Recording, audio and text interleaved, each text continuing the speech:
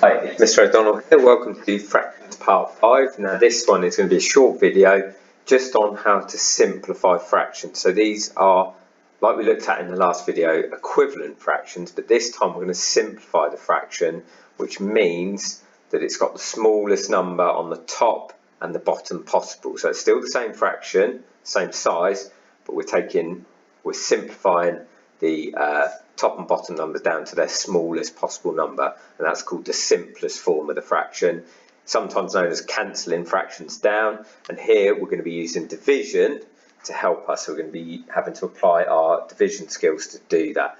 Just like when we found equivalent fractions, we must do the same to the top number and the bottom number. That rule is really, really important. So let's have a go at a few examples. So we're going to take the first fraction of 35 over 50. Okay, and let's see if we can simplify that down. So, what times table know 35 and 50 are both in? What is a factor of 35 and 50? Now, if you look closely at the number, we've got one that ends in a 5, one that ends in a 0. That tells you that they're both in the 5 times table. So we can divide them both by 5. So just like we did for the equivalent, put the arrows. This time we're using the division operation.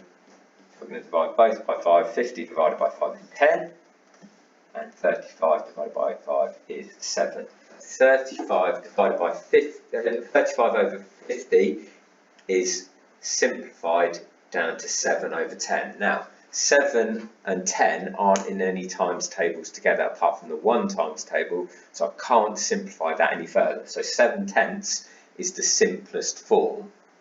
Okay, we'll have a look at another example. I'll put it up in a different colour so we know what we're working with.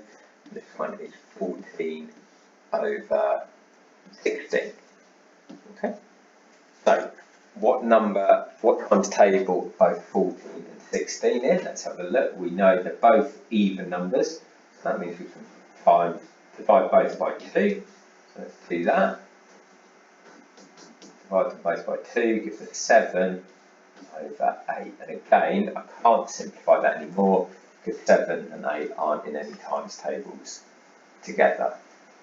Okay, let's have a look at a couple more examples where we might have to simplify in a couple of steps. So, firstly, we'll try 63 over 81. What times table are both those numbers in? So you can see how important it is to know your times tables. Yeah, you're right, they're both in the 9s. So divide them both by 9. That is equal to 3 divided by 9 is 7. 81 divided by 9 is 9. Okay, so 7 9s. One more example just to finish with. We'll try 96 over 124. Okay.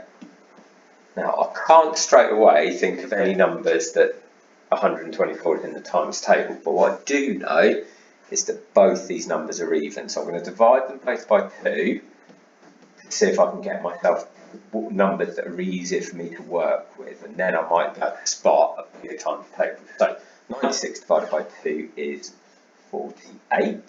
124 divided by 2 is 62. Okay. If I look at it again, I don't know that 60. I can't think of a times table for 62. But I do see it's even. So I'm going to divide that by 2. Okay. So you can see sometimes we might need to work in more than one step. Okay. So 48 divided by 2 is 24. 62 divided by 2 is 31. Now I know 31 is a prime number, so I know it won't be in any times tables other than the 1 and the 31 times table, so we can't simplify that anymore. We found the simplest form. So hopefully you can see you're using division to practice, but hopefully the last 2 videos it's really helped you understand the importance of knowing your times tables and being able to simplify fractions. So good luck when you're simplifying fractions. Hopefully this has been really helpful for you, and see you next time.